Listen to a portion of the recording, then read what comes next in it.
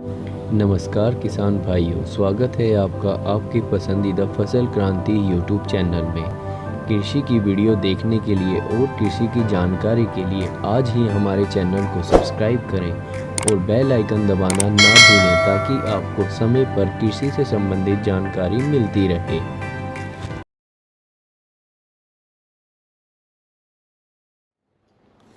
नमस्कार दोस्तों, मैं जयंती कुंभानी सिको ग्रुप ऑफ इंडस्ट्रीज के एमडी। सभी दर्शकों को मेरा नमस्कार। दोस्तों, सबसे पहले तो मैं फसल क्रांति की टीम को धन्यवाद देना चाहता हूं कि जिनके माध्यम से मुझे आप तक पहुंचने का आज मौका मिला है। एक कोरोना महामारी में सब लोग जब अभी लॉकडाउन की स्थिति में है, तब हम सब कहते हैं कि हम देखते हैं कि हमारे जो कोरोना फाइटर्स है, सब कोरोना से हम सबको बचाने की जो फाइट कर रहे हैं, डॉक्टर्स है, पुलिसकर्मी है, आर्मी है, सफाई कर्मी है, ये सब के साथ साथ मीडिया कर्मी और ये जो फसल क्रांति की टीम है वो भी कोई कम नहीं है। हम फसल क्रांति की टीम को भी बहुत धन्यवाद देना चाहते हैं कि वो लोग भी अपना बहुत सारा योगदान अभी ये लॉकडाउन में भी दे रहे हैं और किसानों तक नए नए मैसेज पहुंचाने की कोशिश कर रहे हैं। दोस्तों, मेरे बारे में थोड़ा बता दूं कि मेरा नाम जयंती भाई, पहले बताया ऐसा, जयंती भाई एम कुंभानी। मैं सिको ग्रुप ऑफ इंडस्ट्रीज का एमडी हूँ। सिको इंडस्ट्रीज लिमिटेड एक पब्लिक लिमिटेड कंपनी है। बेसिकली मैं एक एग्रीकल्चर ग्रेजुएट हूँ, इसीलिए नो डाउट मुझे भी एग्रीकल्चर में ज़्यादा रुचि होती है और मैं किसान पुत्र भी हूँ। सिको कंपनी के बारे में थोड़ा बता दूँ। सिको कंपनी आज 20 ईयर से भी ज़्यादा से किसानों की सेवा में तत्पर है। कंपनी के कई डिवीज़न है, उसमें से देखें तो एग्रो केमिकल्स डिवीज़न, इसमें कंपनी 150 से भी ज़्यादा केमिकल्स, पेस्टिसाइड अभी फार्मर को प्रोवाइड कर रहे हैं। दूसरा डिवीज़न है अपना फर्टिलाइज़र डिवीज़न। फर्टिलाइज़र डिवीज़न में देखें तो soil application fertilizers, foliar fertilizers, fertigation fertilizers, organic fertilizers, ऐसे सब मिला के मोर देन 50 फर्टिलाइज़र्स भी कंपनी प्रोड्यूस कर रहे हैं। दूसरा डिवीज़न है सीड डिवीज़न। सीड डिवीज़न में कंपनी वेजिटेबल के लगभग सभी सीड्स में प्रोड्यूस कर रहे हैं, ऑयल सीड्स से, पल्सी से। ऐसे देखें तो फुल रेंज ऑफ सीड्स भी कंपनी प्रोड्यूस कर रहे हैं। एक और डिवीज़न है जो स्प्रेयर डिवीज़न। स्प्रेयर डिवीज़न में company manual sprayer, battery operated sprayers, manual cum battery operated sprayer और बहुत सारी रेंज में भी कंपनी अपनी प्रोडक्ट सप्लाई कर रहे हैं। ये एग्रीकल्चर रिलेटेड प्रोडक्ट के अलावा भी कंपनी अपना एफएमसीजी डिवीज़न में भी काम कर रही। एफएमसीजी डिवीज़न में देखें तो washing powder, shampoo, dish wash और बहुत सारी प्रोडक्ट एफएमसीजी डिवीज़न में भी ये कंपनी अभी डील कर रही। कंपनी का नेटवर्क हम देखें तो ऑल इंडिया में लगभग सभी स्टेट में है। एक्सपोर्ट भी कंपनी 7 कंट्री में अभी कर रही। एक और महत्व का डिवीज़न जो कंपनी का मोटो है, कंपनी उसके ऊपर ज़्यादा फोकस कर रही है, वो है bio agro chemicals. Bio agro chemicals में कंपनी के पास मोर देन 70 प्रोडक्ट्स है, जिसमें बहुत सारी organic pesticide, organic fungicide, organic growth promoters, organic stimulants, बहुत सारी प्रोडक्ट कंपनी आज प्रोड्यूस करके इंडिया के सभी स्टेट में सप्लाई कर रही है किसानों तक, और एक्सपोर्ट भी बहुत सारी प्रोडक्ट कर रही है। किसान भाइयों से आज देखो सर, गवर्नमेंट भी ऑर्गेनिक को प्रमोट करने के लिए बहुत सारा खर्चा कर रही है, बहुत सारा प्रयास कर रही है। हम भी, हमारी कंपनी भी ऑर्गेनिक को प्रमोट करने के लिए एवरी साल 3-4 नई प्रोडक्ट लॉन्च कर रहे हैं। ऑर्गेनिक से बेनिफिट तो सभी किसान भाइयों को मालूम ही है, हम बताने की यहाँ ज़रूरत नहीं है क्योंकि वो लंबा लेक्चर हो जाएगा। लेकिन कम खर्चे में ज़्यादा पैदावार पाने का और ह्यूमन बीइंग को, एनिमल को और अपनी सोइल को सेफ रखने का एक सबसे बड़ा उपाय है ऑर्गेनिक फार्मिंग। इंडिया के बहुत सारे स्टेट ने ऑर्गेनिक डिक्लेयर कर दिया है और मोदी साहब आने वाले 1-2 साल में शायद ऑल इंडिया को ऑर्गेनिक बना सकते हैं। हमारी कंपनी की सप्लाई चेन भी हमने ऐसी सेट करके रखी है कि गांव-गांव में, छोटा सा विलेज में भी हमारी प्रोडक्ट हम उपलब्ध करा सके। दोस्तों, आज हम बात करने जा रहे हैं, हमारा मेन टॉपिक है कोविड-19 का एग्रीकल्चर के ऊपर असर। दोस्तों, कोविड-19 किसी ने सपने में भी नहीं सोचा होगा कि ऐसा कोई वायरस आएगा, पूरी दुनिया को हिला के रख देगा। लेकिन आज हम सब उसको फेस कर रहे हैं।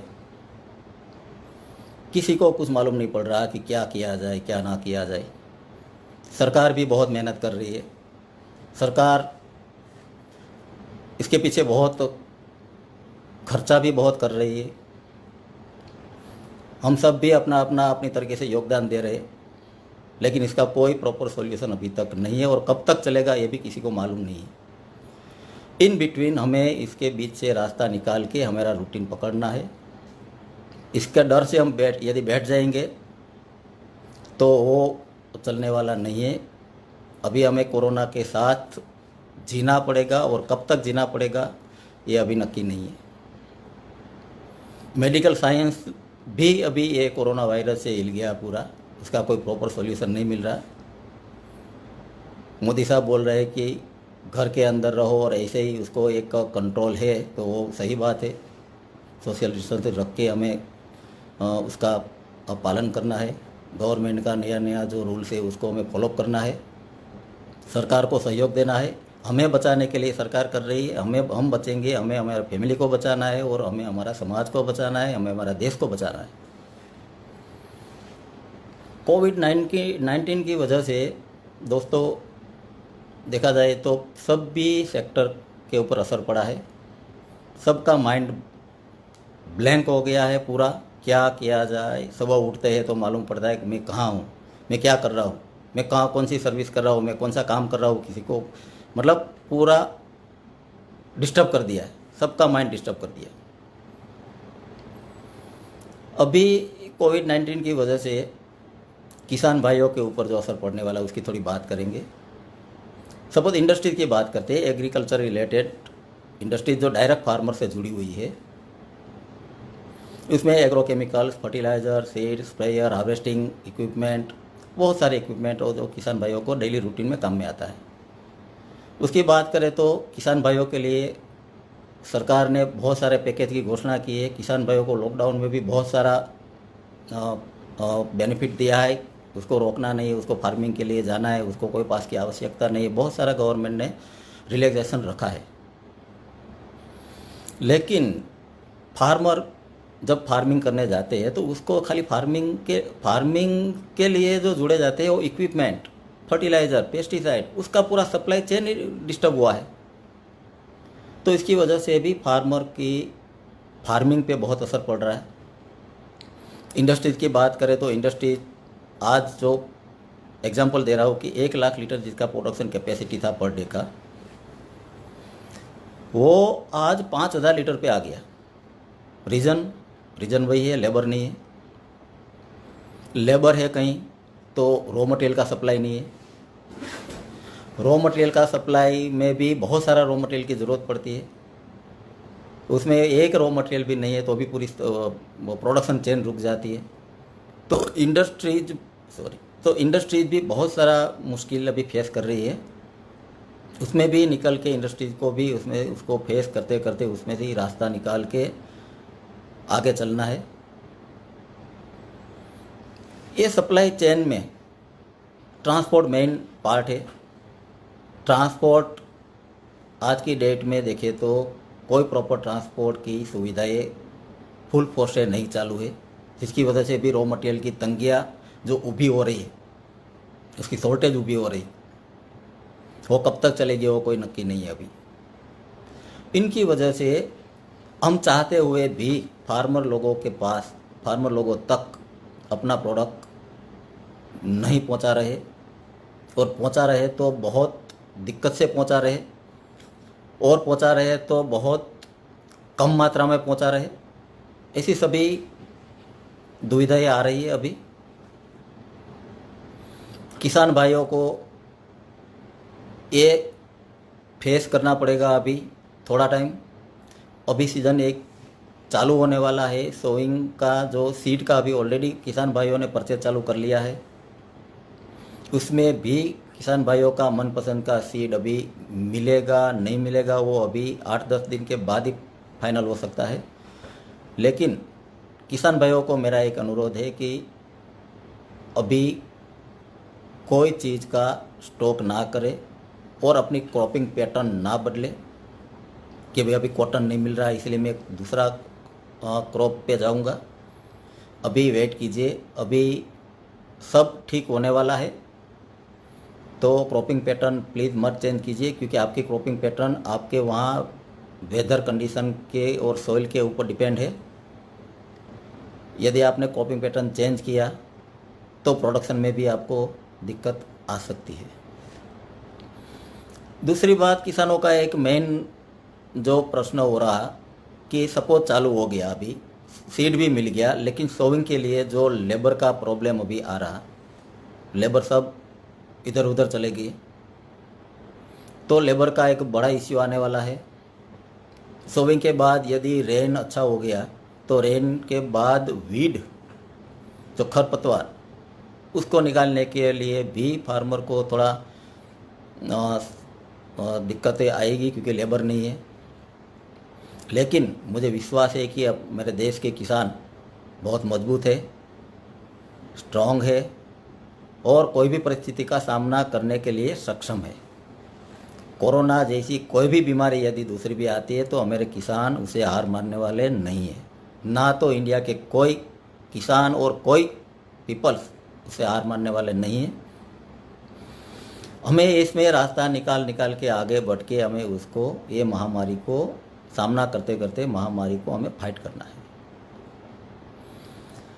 इंडस्ट्रीज के लिए मैं एक मैसेज देना चाहता हूँ मेरे भाइयों को, मेरे डीलर दोस्तों को, कि शॉर्टेज में उसका ब्लैकमेलिंग ना करके किसानों को सही दाम में वो एक सेवा करने का मौका मिला है सब लोगों को। किसानों से ज़्यादा पैसा ना लेके जो मटेरियल अपने पास है वो कम दाम में भी देके किसानों की सेवा करें। एक उचित मौका है। आप सब ऐसे, हम सब लोग नहीं सेवा करने जाएंगे देश की, लेकिन ये एक सेवा का एक पार्ट है कि देश के इकोनॉमी में देश के लोगों के लिए हम कुछ करें।